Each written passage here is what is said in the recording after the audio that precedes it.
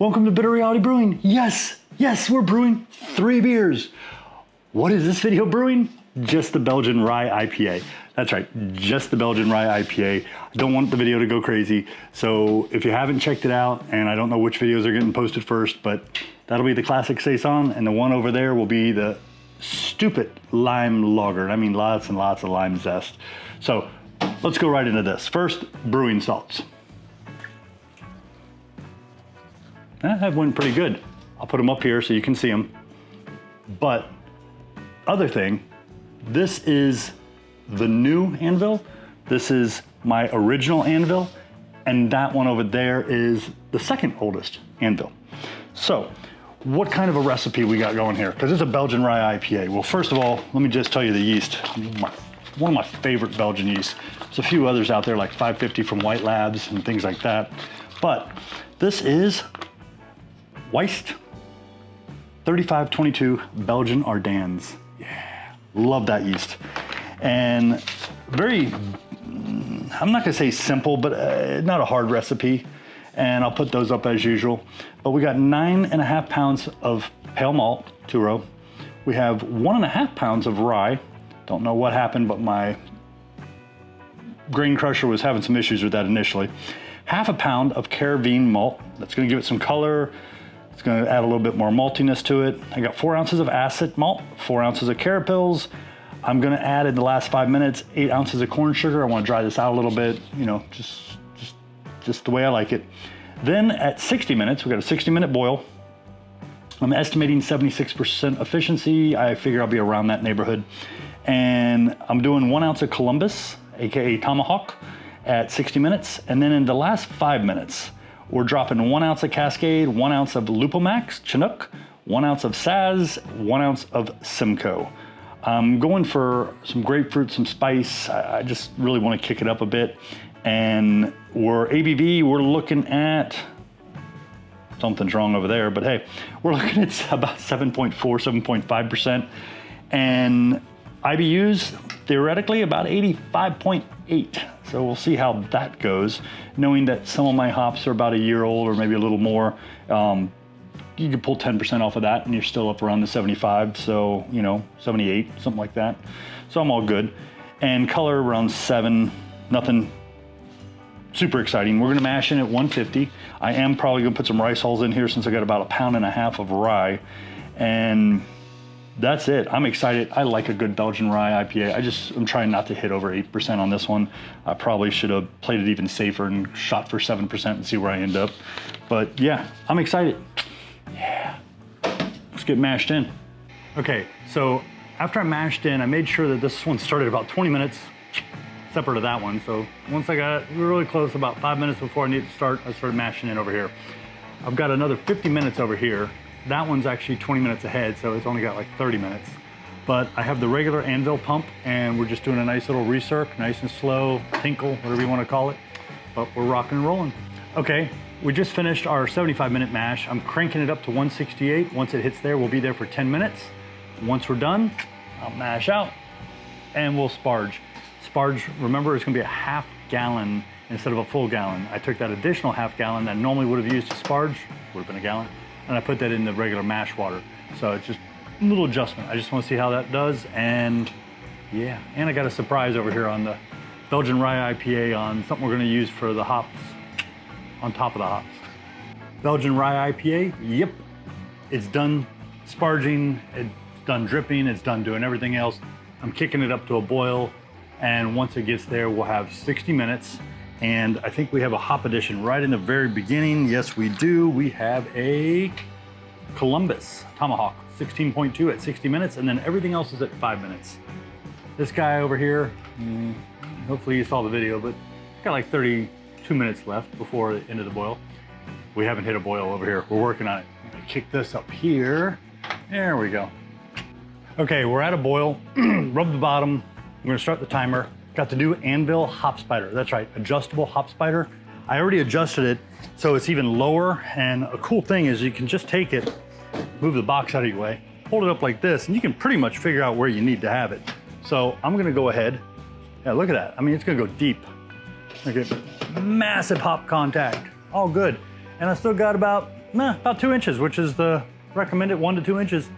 So we're dropping in our Columbus hops.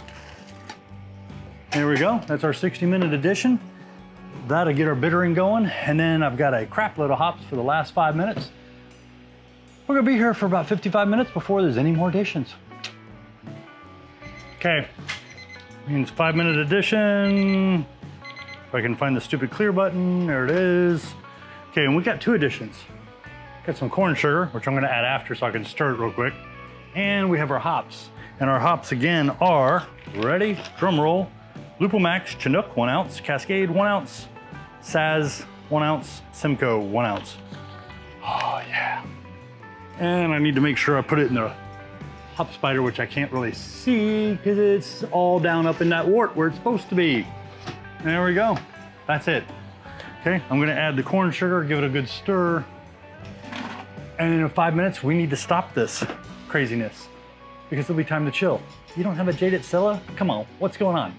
It's such a waste of time without something like that. Yeah, if you got Anvil, you've got Bruzilla, whatever.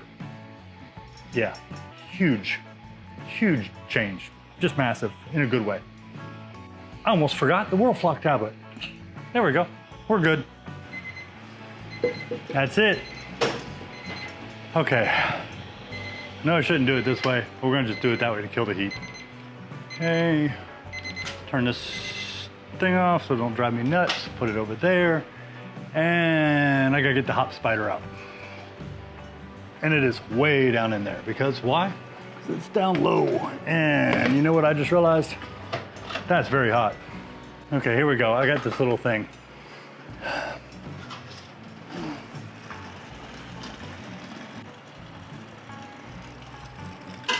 We'll let it drain right there for a minute. I gotta get this in here.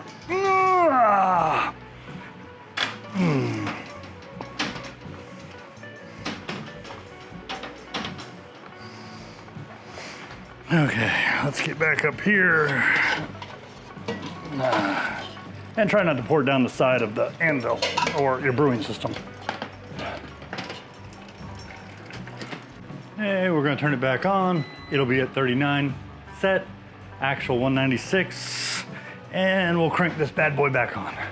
That little pinch in my hose is slowing down the cooling, but that's okay. We're at 194, 93, 92, 91, 90, and it's going very fast as usual, 89, 88, jumping numbers.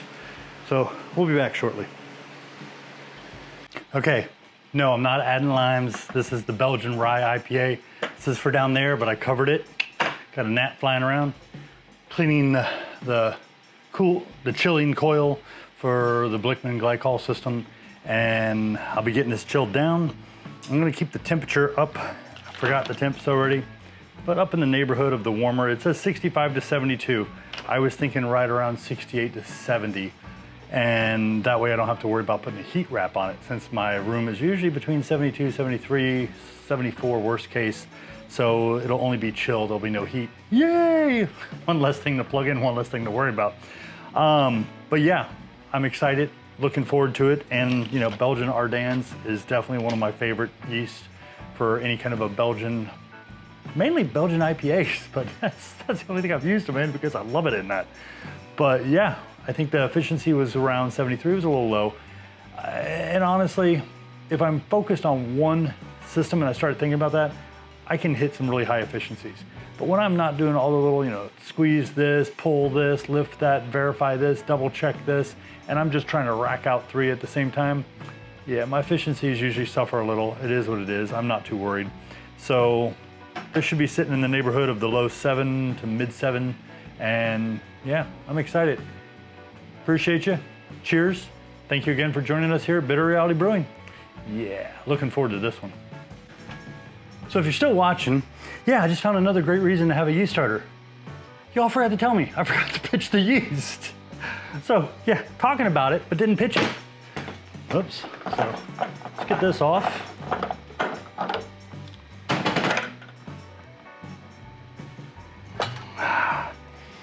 Okay, let's get that magnet.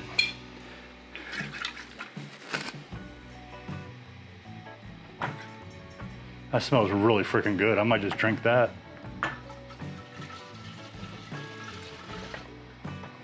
That one I probably could have kept half for something else, but it's all good. It was a little expired, so I'm a little concerned, so I have to keep an eye on it, make sure it's good. I don't think I'm gonna have a problem, but it's something I'm a little worried about. Had another packet of yeast show up when that showed up that did not do anything, and it was dry. So I'm just hoping it was a bad dry, because I had another dry that came with that, and it was just fine. So I don't know, we'll see. Okay, cheers again.